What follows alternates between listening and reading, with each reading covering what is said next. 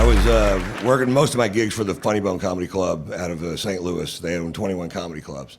And I was a prominent headliner for them in 1996 and making about $2,000 a week. And they would fly me to the gigs. And I wasn't paying my taxes, so it even felt like I was making more money than I was. And living pretty fucking good. And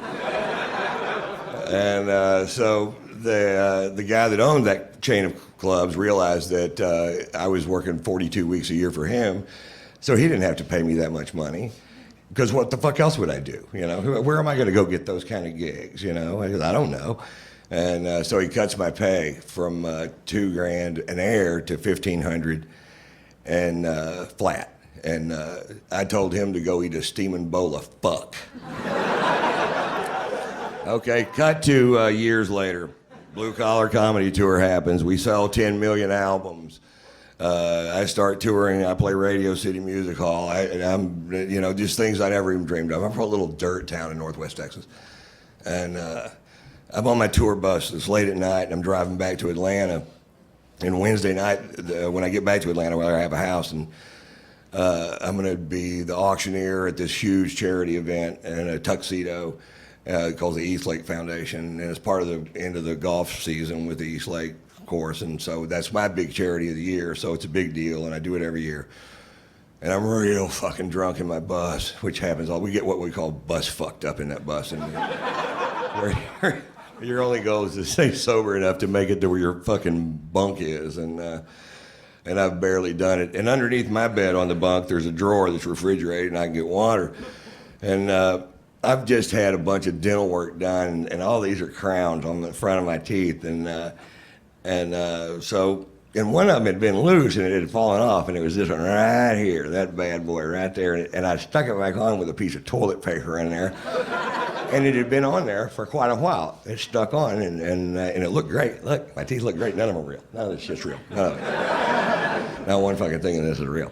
And so I'm gulping down this water, drunk on my bus late at night, and the tooth comes off, and I swallow it. And I understand the ramifications of this the second that it happens, because we live here too, and the dentist that did it's in Beverly Hills. That tooth cost $2,000 fucking dollars, and I need it for Wednesday night, and I know where it is. So I go onto the internet. What do you do if you swallow a tooth? Well, it says take laxatives, which I figured that was part of it, and shit in a trash can, and then mull around in the trash can until you find your tooth. Now, I literally have a 10th grade high school education. I didn't graduate from high school, didn't go to college, didn't do any of those things. And but still, I thought strainer.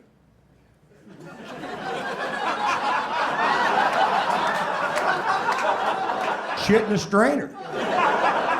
Take the strainer over the sink, and like you're panning for fucking gold. Just run water over the turd and let it dissolve, and whatever's left is left, but you're not gonna miss this fucking turd, right?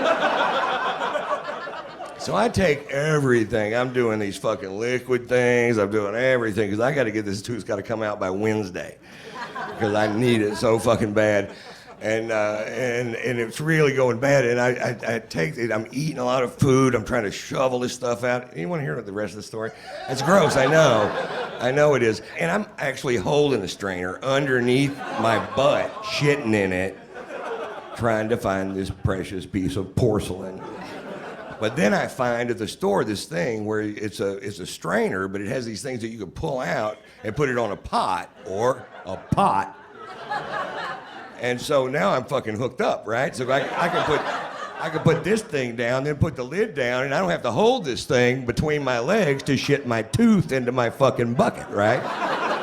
So now I'm way more high tech than I used to be.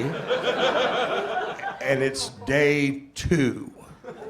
And I'm like, oh my God, come on, Wednesday, come on. And I'm just so fucking sick of this. I've been sitting on these fucking commodes for 2 days. And I was so sick of it. The only thing that kept me going was I started to pretending that that was Nancy Grace's mouth.